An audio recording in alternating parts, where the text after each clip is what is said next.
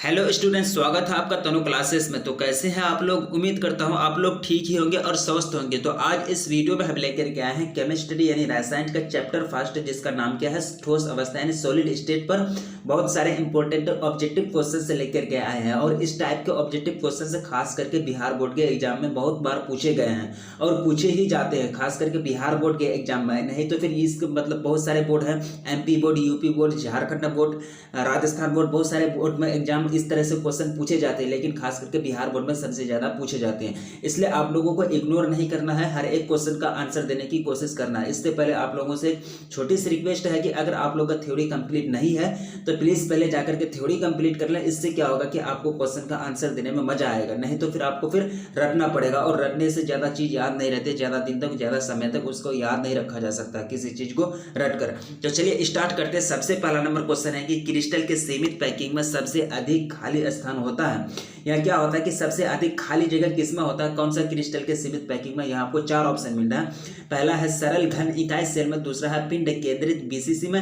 पिंड केंद्रित में या फिर बीसीसी में, या फिर फलक केंद्रित में यानी एफसीसी में, या फिर इनमें से सभी। लेकिन आपका जो करेक्ट आंसर होगा वो होगा आपका ए यानी सरल घन इकाई सेल में। क्या होता है कि पैकिंग क्षमता जो होती है, पैकिंग जो सीमित पैकिंग जो होती है सबसे अधिक होती है किसमें? सरल घन इकाई में। अब सरल घन इकाई में जो होता है एटम की संख्या एक होती है। एटम की संख्या कितनी होती है?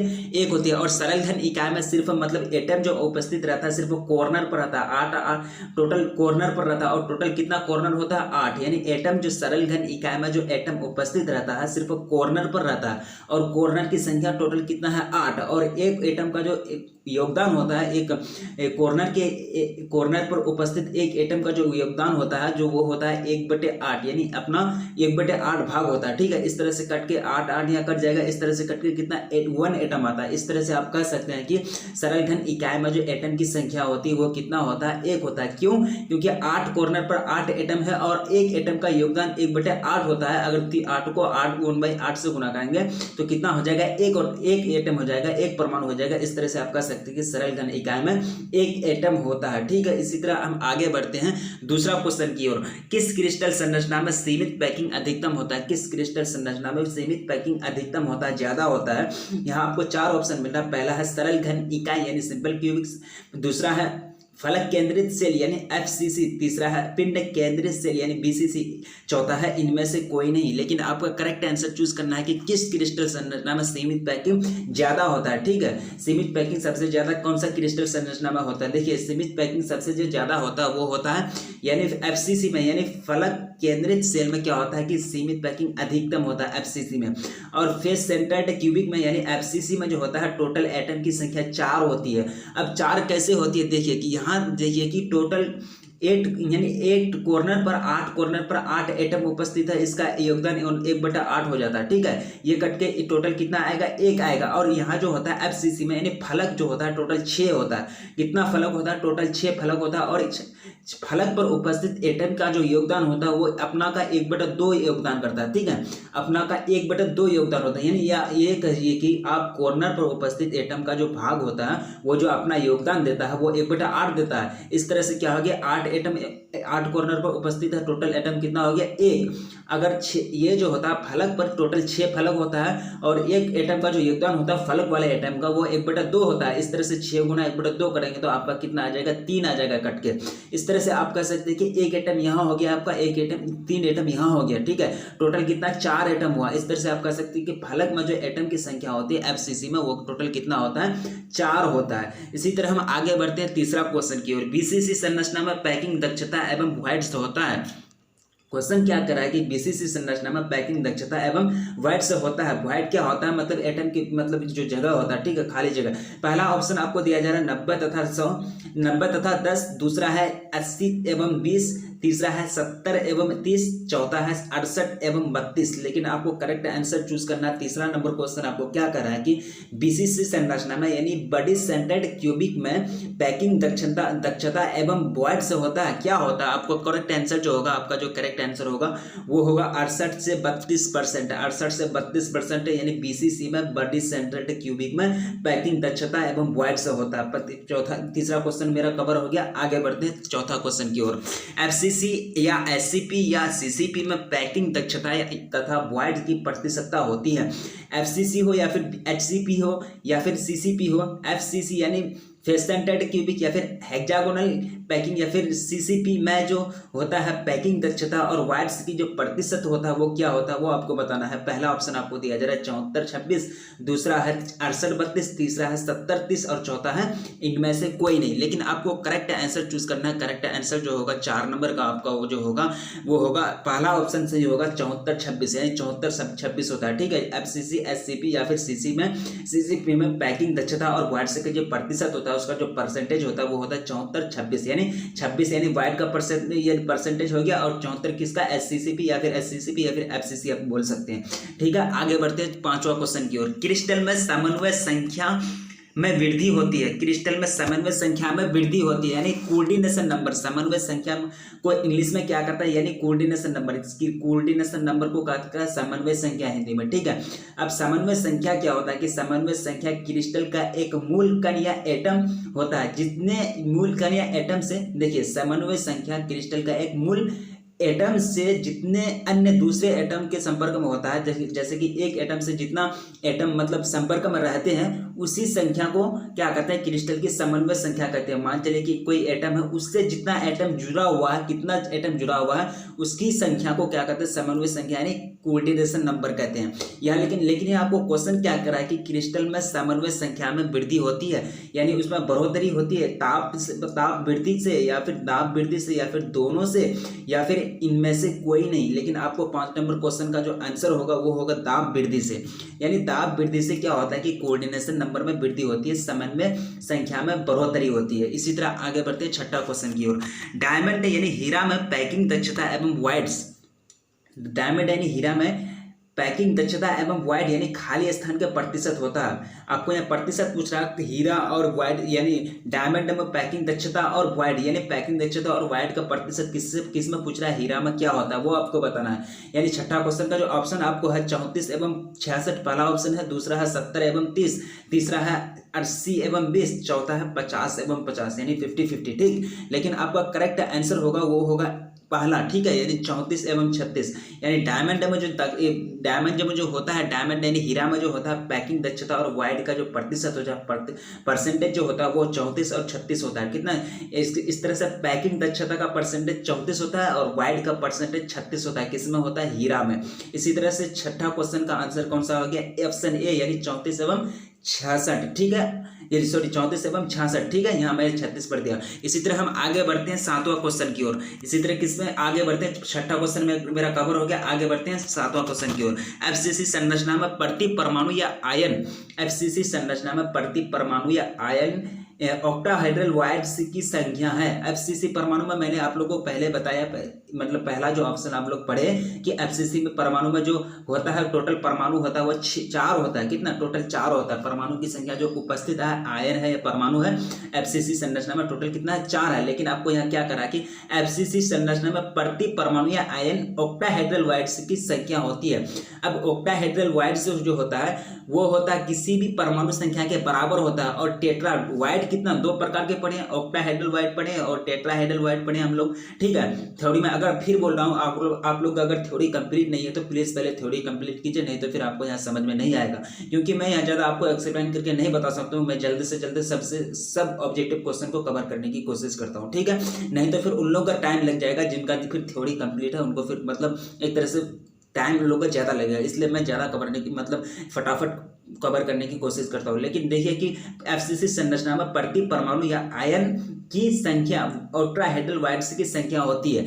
ऑक्टाहेड्रल वाइड्स की संख्या होती है। देखिए ऑक्टाहेड्रल जो होता है किसी भी संरचना में किसी भी क्रिस्टल में ऑक्टाहेड्रल वाइड्स की जो संख्या होती है वो मतलब वो जो होता है वो परमाणु का दुगुना होता है, यानी एटम्स का दुगुना होता है। यानी क्रिस्टल में जितना एटम उपस्थित रहेगा, टोटल एटम उपस्थित रहेगा उसका दुगुना होगा, ये होगा टेट्राहेड्रल होगा। ठीक है, टेट्राहेड्रल। लेकिन ऑक्टाहेड्रल होता है, ऑक्टाहेड्रल वो परमाणु संख्या के बराबर होता है। मैंने आप लोगों को बताया कि एफसीसी में टोटल परमाणु संख्या कितने, 4 होता है। इस तरह से क्या हो गया, परमाणु संख्या बराबर होता है किसका, ऑक्टाहेड्रल वाइड्स का। इस तरह से आपका कौन सा ऑप्शन सही होगा, बी यानी 4। यानी एफसीसी संरचना में प्रति परमाणु आयन की की संख्या होती है, ऑक्टाहेड्रल वाइट्स की संख्या होती है 4 होती है, ठीक है। एफसीसी संरचना में ऑक्टाहेड्रल वाइट्स की संख्या कितना होगा, 4 होगा, यानी इस तरह से मेरा कौन सा ऑप्शन सही होगा, बी, ठीक है। आगे बढ़ते हैं 8वां क्वेश्चन की ओर। निम्न में किस में फ्रैंकल डिफेक्ट है, निम्न में किस में फ्रैंकल डिफेक्ट है।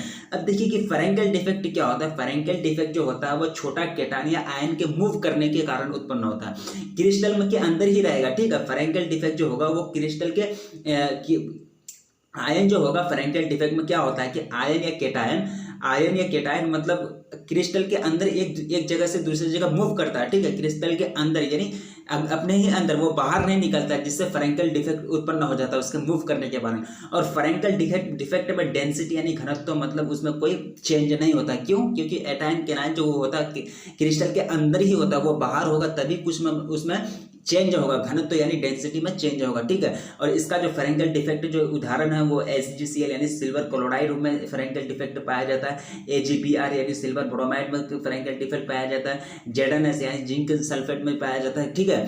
फ्रैंकल डिफेक्ट ये इसमें पाया जाता है, ठीक है। लेकिन यहाँ आपको क्वेश्चन कर रहा है कि निम्न में किस में फ्रैंकल डिफेक्ट है। यहाँ आपको क्वेश्चन कर रहा है कि निम्न में किस में फ्रैंकल डिफेक्ट है। पहला है सोडियम क्लोराइड, दूसरा है ग्रेफाइट, तीसरा है डायमंड, चौथा है सिल्वर ब्रोमाइड AgBr। मैंने आप लोगों को यह बताया, ठीक है। आपका करेक्ट आंसर कौन सा होगा, डी यानी silver bromide is correct answer. यानी निम्न में किसमें फ्रैंकल डिफेक्ट पाया जाता है, यानी सिल्वर ब्रोमाइड में फ्रैंकल डिफेक्ट पाया जाता है। आगे बढ़ते हैं 9वां क्वेश्चन की ओर। क्रिस्टल में स्कोटी डिफेक्ट पाया जाता है, क्रिस्टल में स्कोटी डिफेक्ट पाया जाता है। 9वां नंबर आपको क्वेश्चन क्या करा कि क्रिस्टल में स्कोटी डिफेक्ट पाया जाता है। देखिए पहला है समान संख्या धनायन तथा ऋणायन गायब होता है, यानी स्कोटी डिफेक्ट में जो होता है क्या होता है, समान संख्या में धनायन और यानी ऋणायन गायब हो जाता है, प्लस और नेगेटिव, प्लस और माइनस जो आयन होता है वो गायब हो जाता है। असमान संख्या में धनायन तथा एनायन गायब होता है। आयन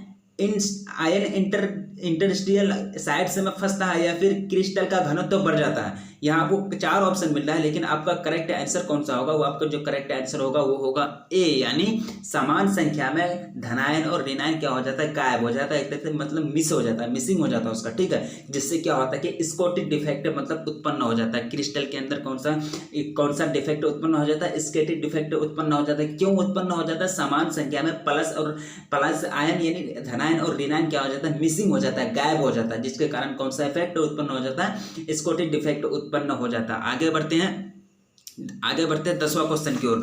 क्रिस्टल में स्थान जालक की संख्या होती है। देखिए आपको पूछ रहा है कि स्थान जालक की संख्या होती है, क्रिस्टल में स्थान जालक की संख्या होती है। पहला है आपका 20, दूसरा है 14, तीसरा है 230 और लास्ट है 13। लेकिन आपको पूछ रहा है कि स्थान जालक की संख्या होती है क्रिस्टल में, लेकिन आपका जो करेक्ट आंसर होगा वो होगा 14, यानी क्रिस्टल में जो स्थान जालक की जो संख्या होती है वो टोटल कितना होता है, 14 होता है। इस तरह से मेरा 10वां क्वेश्चन कवर हो गया। आगे बढ़ते हैं 11वां क्वेश्चन की ओर। देखिए यहाँ मैं ज़्यादा एक्सप्लेन करके नहीं बता रहा हूँ, आप लोगों को थ्योरी कंप्लीट करा चुका हूँ। प्लीज़ आप लोग थ्योरी का वाला वीडियो देख लें, तभी आपको फिर समझ में नहीं आएगा, ठीक है। अगर आपको यहाँ समझ में नहीं आ रहा तो देखिए सोडियम तथा पोटेशियम क्रिस्टलीकृत संरचना है। सोडियम यानी NaCl तथा पोटेशियम के यानी क्रिस्टलीकृत संरचना है। FCC संरचना, BCC संरचना, SC या फिर ट्राइक्लिक संरचना है। सोडियम और पोटेशियम कौन सी संरचना है, यहाँ आपको वो क्वेश्चन पूछा जा रहा है कि सोडियम और पोटेशियम कौन सी संरचना है। FCC फेस सेंट्रेटेड क्यूबिक, BCC बड़ी सेंट्रेटेड क्यूबिक, SC यानी सिंपल क्यूबिक या फिर ट्राइक्लिक। देखिए इसका जो करेक्ट आंसर होगा 11 नंबर का जो करेक्ट आंसर होगा वो होगा आपका BCC यानी बड़ी सेंट्रेटेड क्यूबिक। यानी अब सोडियम और पोटेशियम क्या है, BCC की क्रिस्टलीकृत संरचना है। यहाँ देखिए क्रिस्टलीकृत संरचना है, थोड़ा सा पढ़िए, यहाँ पढ़ने में आप लोग को थोड़ा सा दिक्कत हो सकता है। क्रिस्टलीकृत यानी एक तरह से जो BCC संरचना है वो किसके अंतर्गत है, यानी BCC संरचना के अंतर्गत सोडियम और पोटेशियम आता है, ठीक है। इसी तरह आगे बढ़ते हैं 12वां क्वेश्चन की ओर। लेड जिरकोनेट यानी PbZrO3 है एंटी फेरोइलेक्ट्रिक, दूसरा है फेरोइलेक्ट्रिक, तीसरा है डायमैग्नेटिक और चौथा है पैरामैग्नेटिक। यानी लेड जिरकोनेट के अनुसार क्या है, लेड जिरकोनेट क्या है, ये आपको बताना है। 4 ऑप्शन आपको मिल रहा है कि लेड जिरकोनेट क्या है। पहला है एंटी फेरोइलेक्ट्रिक, डायमैग्नेटिक या फिर पैरामैग्नेटिक। लेकिन आपका जो करेक्ट आंसर होगा वो होगा आपका एंटी फेरोइलेक्ट्रिक यानी एंटीफेरोइलेक्ट्रिक। यानी क्या है कि जिंक PbZrO3 जो है वो क्या है, एंटी फेरोइलेक्ट्रिक है, एंटी फेरोइलेक्ट्रिक PbZrO3 है। आपको ऑप्शन कौन सा सही होगा, होगा anti ferroelectric, lead zirconate is anti ferroelectric. ठीक है, इसी तरह 12वां क्वेश्चन मेरा कवर हो गया। आगे बढ़ते हैं 13वां क्वेश्चन की ओर। देखिए फिर मैं बोल रहा हूँ कि यहाँ मैं ज्यादा एक्सप्लेन नहीं कर रहा हूँ, अगर आप लोग को समझ में नहीं आ रहा तो प्लीज थ्योरी वाला वीडियो देख लीजिए। ठीक है, 13वां नंबर क्वेश्चन है कि घनीय संरचना में परमाणु ए को ना, देखिए 13वां नंबर क्वेश्चन है कि घनीय संरचना में परमाणु ए कॉर्नर पर तथा बी फलक पर यानी फेस के केंद्र पर है यानी उपस्थित है। आपको यौगिक का सूत्र पूछ रहा है, यानी कंपाउंड का सूत्र क्या होगा। जैसे कि आपको एटम जो है, एटम का नाम यहाँ आपको दिया जा रहा है कि कॉर्नर पर जो वो एटम है उसका नाम है ए, और फलक पर जो एटम है उसका नाम है बी, और जो एटम मिलकर के जो बना है, क्रिस्टल बना है, जो कंपाउंड बना है, उसका सूत्र क्या होगा वो आपको बताना है। देखिए मैं आप लोगों को बताया हूँ कि कॉर्नर पर जो एटम की जो योगदान होता है वो 1/8 होता है। ठीक है, कॉर्नर पर जो एटम होता है उसको वो जो अपना एक तरह से योगदान देता है वो 1/8 देता है। टोटल कॉर्नर कितना होता है 8, कितना टोटल कॉर्नर कितना होता है 8। इस तरह से कट के मेरा कितना आया 1 आया, मतलब कॉर्नर पर कौन सा आइटम है 1 यानी ए है, तो इस तरह से 1b ए कितना आया 1, मतलब क्या है कि 1 आया। तो इस तरह से क्या होगा कि एक एटम मतलब ए जो है, एक एटम मतलब टोटल कॉर्नर पर मिला के ए एटम, एक की संख्या ए जो है 1 है। ठीक है, इसी तरह है कि बी फलक यानी फलक पर उपस्थित कौन सा आइटम है बी है। ठीक, अब बी जो है वो बी जो होता है 6 फलक होता है, और 6 फलक में से टोटल इसका योगदान जो होता है वो कितना होता है, फलक वाले आइटम का जो योगदान होता है वो 1/2 होता है। ठीक है, यानी टोटल कितना 6 फलक है और उसका योगदान 1/2, टोटल कट के कितना हो जाएगा 3। अब सोचिए कि 3 एटम है, लेकिन आपको एटम का नाम क्या दिया जा रहा है, यहाँ बी दिया जा रहा है। इस तरह से बी का संख्या कितना हो गया 3 हो गया। अब एटम यानी यौगिक हो गया ए हो गया 1 और बी हो गया 3। ठीक है, इस तरह से AB3 आपका करेक्ट आंसर कौन सा होगा बी, यानी AB3 घनीय संरचना में परमाणु ए कोना कॉर्नर पर तथा बी फलक यानी फेस के केंद्र पर है, तो यौगिक का सूत्र कौन सा हो जाएगा बी, ऑप्शन इज करेक्ट, यानी AB3 हो जाएगा। 13 नंबर का कौन सा आंसर हो जाएगा AB3। फिर बोल रहा हूँ कि जो होता है उसका जो टोटल एटम कितना आया, कॉर्नर पर जो टोटल एटम जो आया योगदान कट फट के कितना आया 1 यानी ए जो एटम आया वो 1 आया। ठीक है, और बी जो एटम आया वो 3 गो एटम आया, टोटल कट फट कर कितना आया टोटल 3 एटम आया। इस तरह से AB3 हो जाता है AB3 एक हो गया B3 यानी 3 एटम बी का हो गया, 1 एटम ए का हो गया। इस तरह से कौन सा आंसर सही है, ऑप्शन बी सही है यानी AB3। इसी तरह आगे बढ़ते हैं 14वां क्वेश्चन की ओर। घनीय क्रिस्टल में एलिमेंट सिमेट्री की संख्या होती है। घनीय क्रिस्टल में एलिमेंट सिमेट्री की संख्या होती है। आपको संख्या पूछ रहा है कि एलिमेंट सिमेट्री की जो संख्या होती है, नंबर होता है, वो आपको बताना है। पहला है 24, दूसरा है 14, तीसरा है 23 और चौथा है 50। लेकिन आपको करेक्ट आंसर चूज करना है। करेक्ट आंसर जो होगा वो होगा आपका सी यानी 23। यानी घनीय क्रिस्टल में एलिमेंटिक सिमेट्री की जो संख्या होती है वो कितना होता है 23 होता है। टोटल कितना 23 होता है। घनीय क्रिस्टल में एलिमेंट सिमेट्री की जो संख्या होती है कितना होता है 23 होता है। आगे बढ़ते हैं 15वां क्वेश्चन की ओर। एनायन वैकेंसी में फंसे हुए इलेक्ट्रॉन को कहते हैं। जैसे कि एनायन वैकेंसी जो होता है उसमें जो इलेक्ट्रॉन फंस जाता है उसका नाम क्या, आपको नाम पूछ रहा है कि फंसे हुए इलेक्ट्रॉन को क्या कहते हैं। एनायन वैकेंसी में फंसे हुए इलेक्ट्रॉन को आप क्या कहेंगे, क्या नाम से पुकारा जाता है। पहला है एफ सेंटर, दूसरा है टेट्राहेड्रल होल, या फिर तीसरा है ऑक्टाहेड्रल होल, चौथा है उपयुक्त सभी। लेकिन यहाँ आपको करेक्ट आंसर चूज करना है कि एनायन वैकेंसी में फंसे हुए इलेक्ट्रॉन को हम लोग किस नाम से जानते हैं। ठीक है, लेकिन आपका जो करेक्ट आंसर होगा वो होगा आपका एफ सेंटर, यानी एनायन वैकेंसी में जो इलेक्ट्रॉन फंस जाता है उसको कहते हैं एफ सेंटर। एनायन वैकेंसी में जो इलेक्ट्रॉन फंस जाए उसको क्या कहेंगे, एफ सेंटर कहेंगे। ठीक है, 15वां क्वेश्चन कवर हो गया। आगे बढ़ते हैं 16वां क्वेश्चन की ओर। एफ सेंटर युक्त क्रिस्टल होते हैं। एफ सेंटर युक्त क्रिस्टल होते हैं, वो आपको बताना है कि एफ सेंटर युक्त क्रिस्टल होते हैं क्या होते हैं एफ सेंटर युक्त क्रिस्टल। पहला ऑप्शन है आपका कलर्ड पीडी पैरामैग्नेटिक, दूसरा है एन टाइप अर्धचालक, तीसरा है निश्चित द्विध्रुव आघूर्ण युक्त। द्विध्रुव यानी डायपोल यानी द्विध्रुव आघूर्ण युक्त होता है एफ सेंटर युक्त क्रिस्टल जो होता है। एफ सेंटर जो जिस क्रिस्टल में जिस कंपाउंड में एफ सेंटर पाया जाएगा वो कौन सी है, उसकी प्रकृति क्या होती है। कलर्ड होता है, कलर्ड विडी पैरामैग्नेटिक होता है, पैरामैग्नेटिक कलर्ड या फिर कलर्ड विडी पैरामैग्नेटिक, एन टाइप अर्धचालक या फिर निश्चित द्विध्रुव आघूर्ण युक्त, या फिर इनमें से सभी, यानी तीनों के तीनों एफ सेंटर वाले क्रिस्टल में गुण होते हैं। ये आपको बताना है यहाँ। लेकिन आपका जो करेक्ट आंसर होगा 16 का वो होगा डी, यानी इनमें से सभी। इसका मतलब ये होता है कि निश्चित द्विध्रुव आघूर्ण और एन टाइप भी होता है, कलर्ड तथा पैरामैग्नेटिक होता है। यानी एफ सेंटर वाला क्रिस्टल जो होता है, ये एफ सेंटर वाला जो क्रिस्टल होता है उनमें ये तीनों के तीनों गुण पाए जाएंगे। ठीक है, ए बी सी तीनों के तीनों गुण पाए जाएंगे एफ सेंटर युक्त क्रिस्टल में। ठीक है, 16वां क्वेश्चन कवर हो गया। आगे बढ़ते हैं 17वां क्वेश्चन की ओर। 17वां क्वेश्चन जो कह रहा है वो है कि ताप वृद्धि के साथ, यानी ताप वृद्धि के साथ किसकी विद्युत चालकता में कमी आती है, उसका लॉस, एक तरह से उसमें रेंज में गिरावट आती है। ताप यानी टेम्परेचर की बढ़ोतरी, टेम्परेचर जो बढ़ेगा उसके साथ साथ यानी विद्युत यानी इलेक्ट्रिसिटी चालकता में कंडक्टिविटी में कमी आ जाती है, उसमें एक तरह से ह्रास आ जाती है। वो आपको बताना है। पहला ऑप्शन है आपका सुचालक यानी धातु, दूसरा है अर्धचालक, तीसरा है कुचालक और चौथा है इनमें से कोई नहीं। 17वां क्वेश्चन में आपको क्या करा कि ताप वृद्धि के साथ, 17वां क्वेश्चन क्या करा है, ताप वृद्धि के साथ किसकी विद्युत चालकता में कमी आती है। यहाँ जो आपका करेक्ट आंसर होगा 17 का वो होगा ए यानी सुचालक। यानी धातु को अगर ताप देंगे तो उसकी विद्युत चालकता में कमी आती है। ठीक है, आगे बढ़ते हैं 18वां क्वेश्चन की ओर। क्वेश्चन कह रहा है कि वह ठोस जिसमें स्कॉटी एवं फ्रैंकल डिफेक्ट दोनों पाया जाता है उसको, यानी वह ठोस, वो आपको क्रिस्टल का नाम बताना है जिसमें दोनों डिफेक्ट पाया जाता है, स्कॉटी डिफेक्ट और फ्रैंकल डिफेक्ट दोनों पाए जाते हैं। पहला ऑप्शन आपको मिल रहा है AgCl, दूसरा है AgBr, तीसरा है ZnS यानी चौथा है CsCl, silver chloride, silver bromide, zinc sulphate और ये क्या है CgM क्लोराइड। यानी आपको बताना है करेक्ट आंसर कौन सा है। ये जो करेक्ट आंसर होगा 18 नंबर का जो करेक्ट आंसर होगा वो होगा आपका बी यानी एजोब्रोमाइड। यानी सिल्वर ब्रोमाइड क्या होता है कि सिल्वर ब्रोमाइड में दोनों प्रकार के डिफेक्ट पाए जाते हैं, चाहे वह स्कॉटी डिफेक्ट हो या फिर फ्रैंकल डिफेक्ट हो। फ्रैंकल डिफेक्ट और स्कॉटी डिफेक्ट किसमें पाए जाते हैं, सिल्वर ब्रोमाइड में पाए जाते हैं। 18वां क्वेश्चन कवर हो गया। आगे बढ़ते हैं 19वां क्वेश्चन की ओर। ZnO को गर्म करने पर विद्युत चालकता पर क्या प्रभाव पड़ता है, विद्युत चालकता पर क्या असर पड़ता है, यानी इलेक्ट्रिसिटी पर क्या असर पड़ता है जब ZnO को गर्म किया जाता है, हीट किया जाता है। पहला है घटता है, विद्युत चालकता घटता है, या फिर दूसरा बढ़ता है, तीसरा है कभी घटता है तो कभी बढ़ता है, चौथा है अपरिवर्तित रहता है, मतलब उसमें चेंजिंग नहीं होता है। ये आपको बताना है कि ZnO को गर्म करने पर उसमें विद्युत चालकता पर क्या प्रभाव पड़ता है, क्या असर पड़ता है।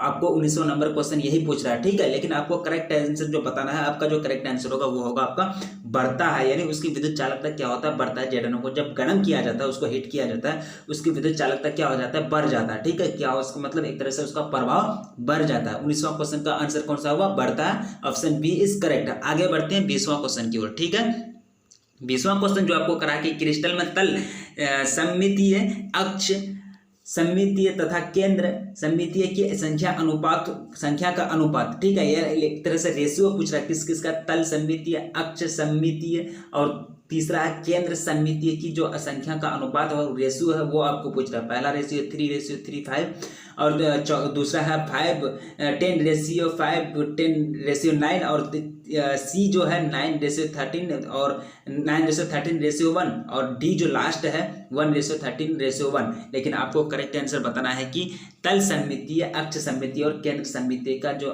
क्रिस्टल का जो अनुपात होता है, रेशियो होता है, वो जो होता है 20 का जो करेक्ट आंसर होगा वो होगा आपका सी यानी 9:13:1। लेकिन आपका करेक्ट आंसर कौन सा हुआ, सी। ठीक है, इस तरह से तल सममितीय, अक्ष सममितीय और केंद्र सममितीय का अनुपात कौन सा हो गया, 9:13:1। ठीक है, आगे बढ़ते हैं 21वां क्वेश्चन की ओर। ये ज्यादा मतलब बहुत सारे इंपॉर्टेंट ऑब्जेक्टिव क्वेश्चन पूछे जाते हैं इसी तरह के, आप लोग इग्नोर नहीं कीजिएगा। सब के सब मतलब आपको अगर आंसर भी नहीं आता तो एक बार देख लीजिए, हो सके आपको याद हो जाए। देखिए, पहला है आपका 21वां क्वेश्चन। आप करते हैं 21वां क्वेश्चन की ओर। निम्नलिखित में किस में द्विध्रुव आघूर्ण ज्यादा होता है, द्विध्रुव डायपोल मोमेंट सबसे ज्यादा होता है। देखिए, पहला ऑप्शन आपका है ऑप्शन ए CH3Cl, दूसरा है CH2Cl2, तीसरा है CHCl3, चौथा है CCl4। 21वां क्वेश्चन आपको क्या पूछ रहा है कि यानी द्विध्रुव आघूर्ण किसमें सबसे ज्यादा होता है। 21वां क्वेश्चन आपको यही कह रहा, लेकिन आपको जो द्विध्रुव आघूर्ण जो सबसे ज्यादा होता है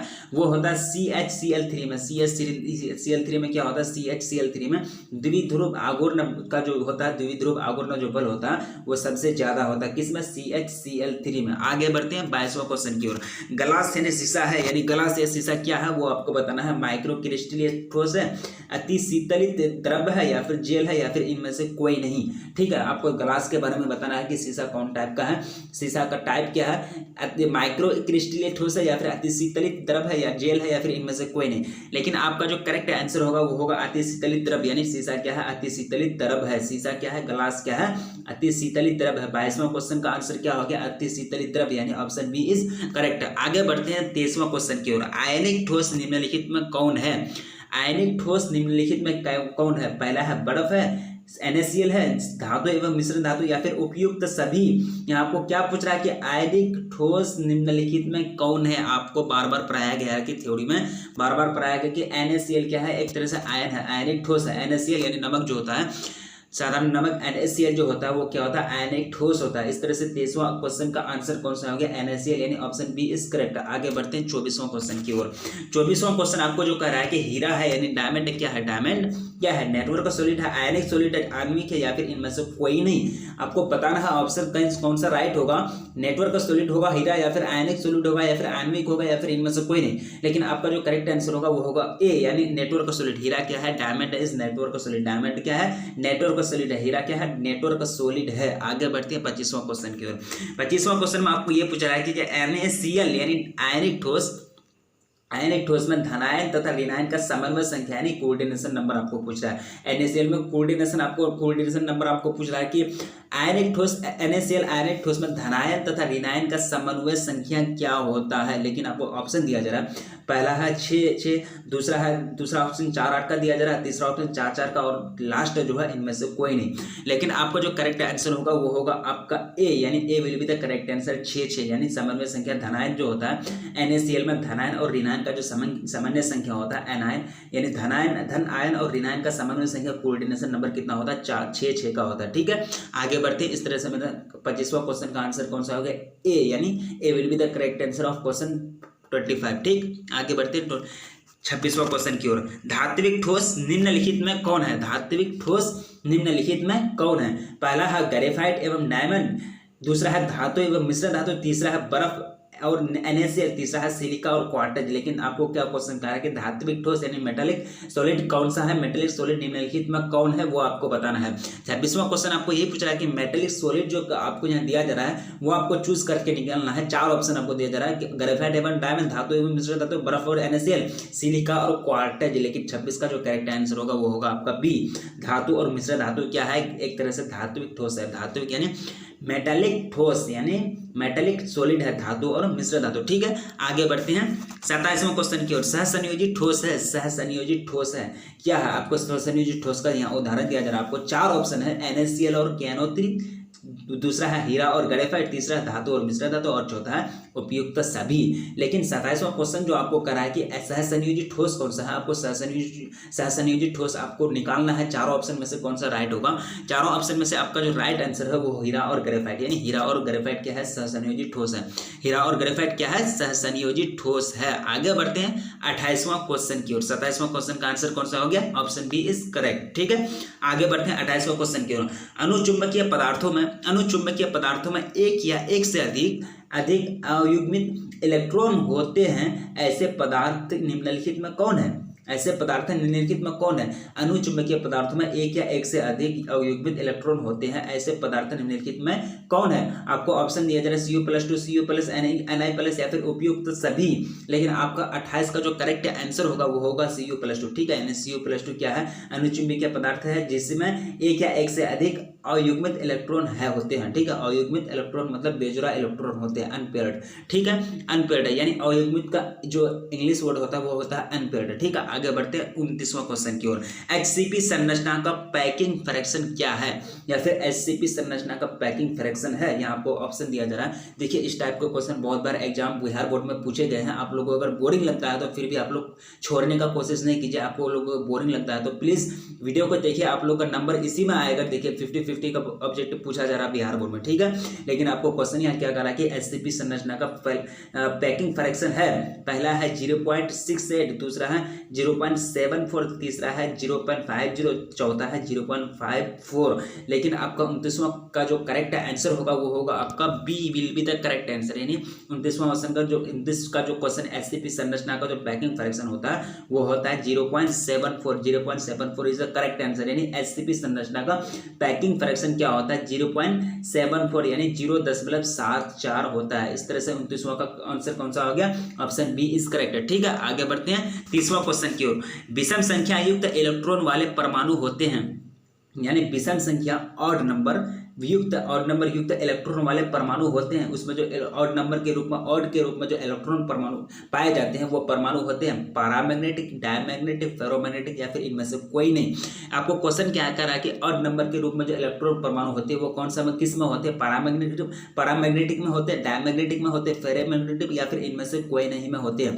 30वां क्वेश्चन आपको यही करा, ठीक है। लेकिन 30वां क्वेश्चन का जो आंसर होगा वो होगा आपका पारामैग्नेटिक, यानी पारामैग्नेटिक में क्या होता है कि विषम संख्या युक्त इलेक्ट्रॉन वाले परमाणु होते हैं, ठीक है।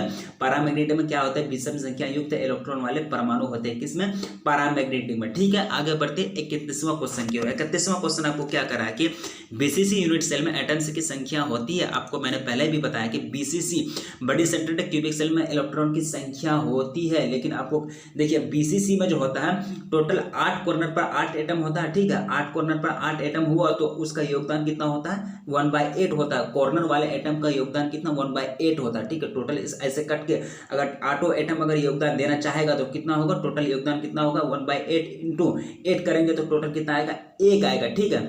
अब बीसीसी यानी बडी सेंटर में क्या होता है, बडी सेंटर में क्या होता है कि एक मतलब सेंटर में उसका उपस्थित रहता है, एक एटम किसमें, सेंटर में उपस्थित रहता है। सेंटर में एक एटम हो गया, एक एटम यहाँ, एक एटम यहाँ, टोटल कितना हो गया, 2 एटम। इस तरह से कौन सा ऑप्शन सही है, बी ऑप्शन इज करेक्ट है, यानी बीसीसी यूनिट सेल में एटम्स की संख्या कितनी होती है, 2 होती है, ठीक है। एटम्स की संख्या कितनी होगी, 2 होगी। बीसीसी यूनिट सेल में एटम्स की संख्या 2 होगी, ठीक है। 31 क्वेश्चन का आंसर कौन सा हुआ, ऑप्शन बी इज करेक्ट, यानी 2 एटम किसमें होगा, बीसीसी यूनिट सेल में पाया जाता है, ठीक है। आगे बढ़ते हैं 32वां क्वेश्चन की ओर। एंटी फेरोमैग्नेटिक ऑक्साइड है, एंटी फेरोमैग्नेटिक ऑक्साइड का आप दिया जा रहा है 4 ऑप्शन है, एक 4 ऑप्शन में से एक है एंटी फेरोमैग्नेटिक ऑक्साइड, वो आपको चूज करके निकालना है। पहला ऑप्शन आपको दिया जा रहा है MnO2, दूसरा है TiO2, तीसरा है VO2, चौथा है CrO2। लेकिन आपको करेक्ट आंसर चूज करना है कि एंटी फेरोमैग्नेटिक ऑक्साइड इसमें से कौन सा है, एंटी फेरोमैग्नेटिक ऑक्साइड, जी हाँ। लेकिन एंटी फेरोमैग्नेटिक इसमें चारों में से जो एंटी फेरोमैग्नेटिक ऑक्साइड है वो लास्ट वाला है, ऑप्शन डी CrO2, ठीक है। CrO2 क्या है, एंटी फेरोमैग्नेटिक ऑक्साइड है। CrO2 क्या है, एंटी फेरोमैग्नेटिक ऑक्साइड है। ये क्वेश्चन बार बार पूछे जाते हैं, ऐसे इसी टाइप के क्वेश्चन एग्जाम बोर्ड में, बिहार बोर्ड के, खास करके बिहार बोर्ड के एग्जाम में, ठीक है। NaCl में 33वां क्वेश्चन जो करा आपको 33वां क्वेश्चन जो करा है कि NaCl में Cl का कोऑर्डिनेशन क्या होता है, यानी NaCl सोडियम क्लोराइड में क्लोराइड का यानी जो कोऑर्डिनेशन नंबर होता है, समन्वय संख्या होता है, वो क्या होता है। पहला आपको ऑप्शन दिया जा रहा है, पहला है 8 होता है, दूसरा है 6 होता है, तीसरा 4 होता है या फिर तीसरा 3 होता है, ठीक है। लेकिन 33वां क्वेश्चन आपको यही पूछ रहा है कि समन्वय संख्या क्या होता है Cl का NaCl में, ठीक है। कोऑर्डिनेशन नंबर क्या होता है, ठीक है। लेकिन 33वां का जो आपका करेक्ट आंसर होगा वो होगा A will be the correct answer, यानी समन्वय संख्या जो होता है, कोऑर्डिनेशन नंबर जो होता है NaCl में Cl का, वो टोटल कितना होता है, 8 होता है, ठीक है। टोटल कितना, 8 होता है। इसी तरह मेरा 33वां क्वेश्चन कवर हो गया। आगे बढ़ते हैं 34वां क्वेश्चन की ओर। पी टाइप तथा एन टाइप अर्धचालक की विद्युतीय प्रकृति होती है, उसका विद्युतीय नेचर क्या होता है, इलेक्ट्रिक नेचर क्या होता है, इलेक्ट्रिक नेचर क्या होता है पी टाइप और एन टाइप अर्धचालक का, यानी ठीक है। पी टाइप और एन टाइप अर्धचालक का आपको इलेक्ट्रिक नेचर यानी विद्युतीय प्रकृति पूछता है। क्या पहला ऑप्शन आपको दिया जा रहा है ऋणात्मक या धनात्मक, दूसरा है धनात्मक या ऋणात्मक, तीसरा है उदासीन, चौथा है कोई नहीं या फिर इनमें से कोई नहीं, यानी नन ऑफ दिस।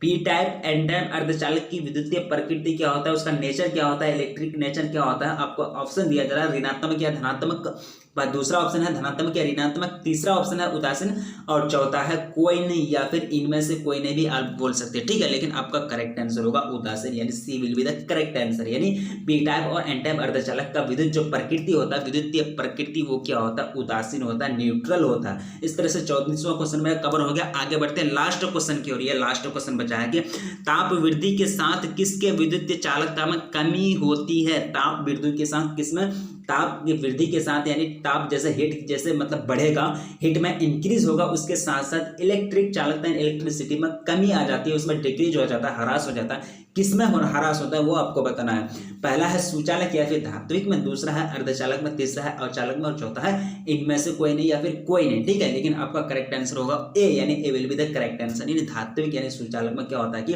ताप के वृद्धि के साथ साथ उसकी विद्युत चालकता में कमी आ जाती है, ह्रास आ जाती है। इस तरह से 35वां क्वेश्चन का आंसर कौन सा हो गया? ऑप्शन ए यानी सुचालक। इस तरह से मेरा आज क्या कितना क्वेश्चन कवर किया? 35 क्वेश्चन कवर किया। इसमें 35 में से 35 हर एक ऑब्जेक्टिव क्वेश्चन एकदम बिहार बोर्ड के, खास करके बिहार बोर्ड के एग्जाम के थ्रू से हर एक क्वेश्चन इंपॉर्टेंट है, इसलिए आप लोग सब क्वेश्चन का नोट बनाने की कोशिश कीजिएगा। नहीं तो फिर भी कम से कम इसको मतलब 1 से 2 बार देखने का कोशिश कीजिएगा। अगर आप लोग का थ्योरी कंप्लीट है, अगर थ्योरी कंप्लीट नहीं है तो फिर आप लोग को मतलब एक तरह से रटना पड़ेगा, इसलिए पहले आप लोग थ्योरी कंप्लीट कर लीजिए ठोस अवस्था चैप्टर का, chapter first chemistry solid state का। ठीक है, और आप लोग का एग्जाम इंशाल्लाह बहुत अच्छा जाएगा, बहुत अच्छा तरह से जाएगा। भगवान ने चाहा, ऊपर वाले ने चाहा तो बहुत अच्छा तरह से आप लोग का एग्जाम पार होगा और आप लोग बहुत अच्छा से मार्क्स ला पाइएगा। ठीक है, इसलिए आप लोग अभी से लगे रहिए। जितना भी वीडियो डाला जा रहा है, नोटिफिकेशन पर डे आ रहा है आपके पास, सबका एक तरह से नोट बनाइए और सबको एक तरह से पढ़ते जाइए। सबको सब एक ऑब्जेक्टिव, चाहे वो सब्जेक्टिव हो या फिर थ्योरी हो, जो जिसका भी वीडियो आ रहा है सबको कवर कीजिए। और आज बस यहीं तक, मिलेंगे फिर नेक्स्ट वीडियो में। आज के लिए बस यहीं तक, तब तक के लिए जय हिंद।